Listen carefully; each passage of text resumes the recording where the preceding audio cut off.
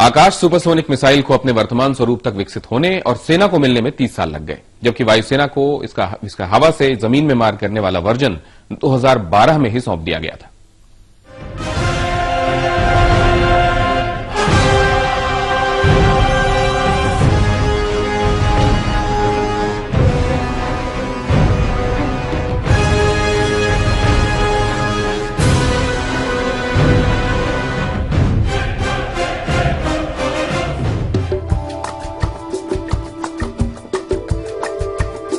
आकाश supersonic missile DRDO की ओर से 1984 में शुरू किए गए integrated guided missile development programme की 5 मूल मिसाइल प्रणालियों में से एक है।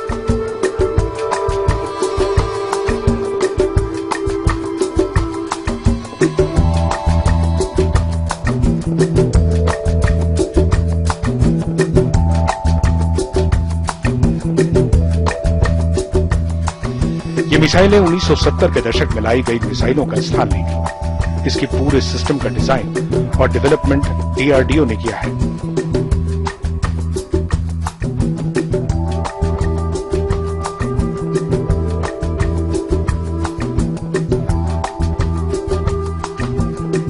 आर्मी आकाश वेपन सिस्टम को पूरी तरह से तैयार करने का श्रेय भारत डायनामिक्स लिमिटेड को जाता है, जबकि BEL, ECIL, HAL, Tata power SED और L&T जैसी कंपनियों ने भी इसके निर्माण में सहयोग किया है।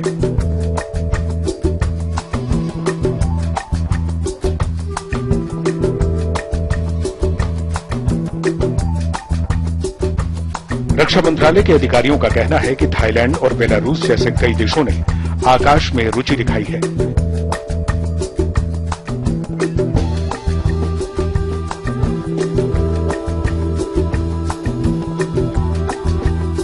अधिकारियों का कहना है कि थाईलैंड और बेलारूस के आकाश में रुचि दिखाने से साफ होता है कि आकाश विश्व स्तरीय समकालीन अस्त्र प्रणाली है।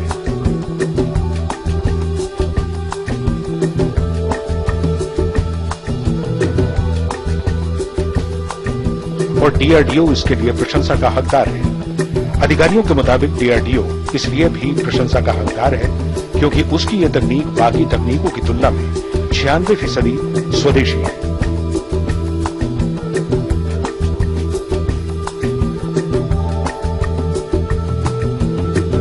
कुल मिलाकर आकाश supersonic missile make in India के सिद्धांत के पूरी तरह से अनुकूल है।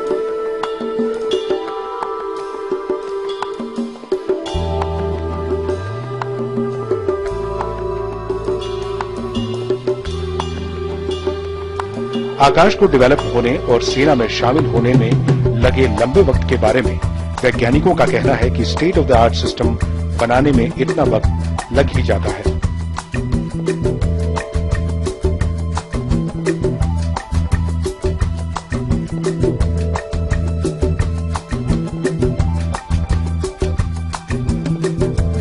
उनका कहना है कि देश में ही बना होने की वजह से इसकी लागत 3 गुना कम आई है। वैज्ञानिकों का मानना है कि बाहरी मिसाइल होने पर भारतीय हालात के हिसाब से किसी हिस्से में फेरबदल करना हो तो सरकारों के बीच मसौदे बनने की लंबी चौड़ी प्रक्रिया होती थी। यानी घरेलू मिसाइल होने के कारण आकाश में किसी भी तरह का सुधार करने के लिए किसी पर निर्भर रहने और वक्त खराब करने की कोई जरूरत नहीं होगी। ऑलमोस्ट 100 किलोमीटर दूर से उसको समझ में आता है कौन सा टारगेट हमारा फो है। ओके, उसको आइडेंटिफाई करने के बाद then there will be ground control system centre which will know how when to fire the missiles. So all this BLR like battery level radar and launcher, they will be the part of the system. So once this ground control center says that yes, this target is coming this way, then from 25 when it comes around 25 kilometer, it can immediately engage the target. For launching it needs only 3 seconds and for killing the target it needs only 20 seconds. और इसमें अब जैसे 25 kilometre अधिकतम travel कर सकता है आसमान में, तो यानी इसके लिए ये भी जरूरी है कि जो लड़ाकू जहाज है वो 25 किलोमीटर दूर रह जाए। हाँ, 25 किलोमीटर दूर से ही एंगेज कर सकती है, मगर if it comes very near like up to 3 kilometre it can definitely engage. कुछ भी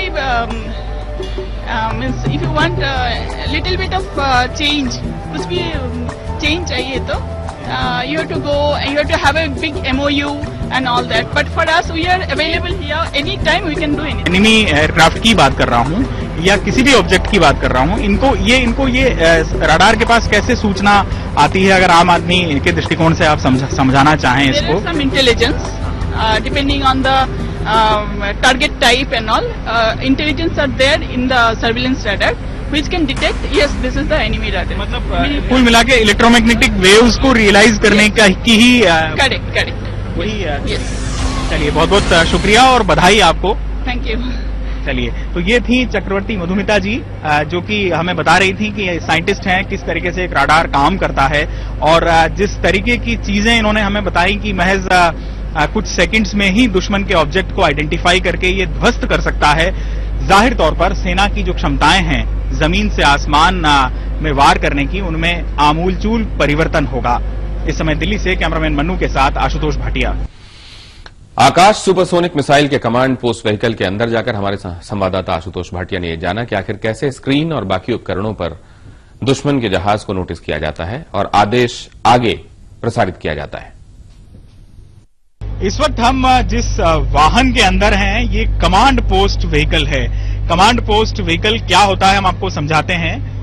ये कमांड पोस्ट व्हीकल है जहां पर तमाम सारे ये टेलीविजन स्क्रीन भी आप देख सकते हैं. ये मॉनिटर्स हैं इस कमांड पोस्ट व्हीकल के और ये एक कंट्रोल रूम की तरह काम करती है ये जगह, जहां पर आप देख सकते हैं चारों तरफ ये चेयर्स लगी हुई हैं और ये जो 3 स्क्रीन हैं, जैसे ही आप किसी एनिमी के ऑब्जेक्ट को देखेंगे आसमान में, वो कोई भी यूएवी हो, वो कोई हेलीकॉप्टर हो या वो कोई लड़ाकू जहाज हो जो कि भारत पर हमला करने के लिए आ रहा है, तो वो फ्रेंडली है या अनफ्रेंडली, इन दोनों केसेस के अंदर यहां पर उसके जो स्पेसिफिकेशन है, टेक्निकल स्पेसिफिकेशन, यानी उसकी दूरी, उसकी पोजीशन, कह सकते हैं उसका लाइव टेलीकास्ट नहीं, यानी उसको उसका फोटोग्राफ भले ना आए लेकिन वो ऑब्जेक्ट वहां पर है और उसकी जो सारी जो तकनीकी जानकारी है वो यहां पर रिसीव होती है और इस जानकारी के आधार पर इस कमांड से ही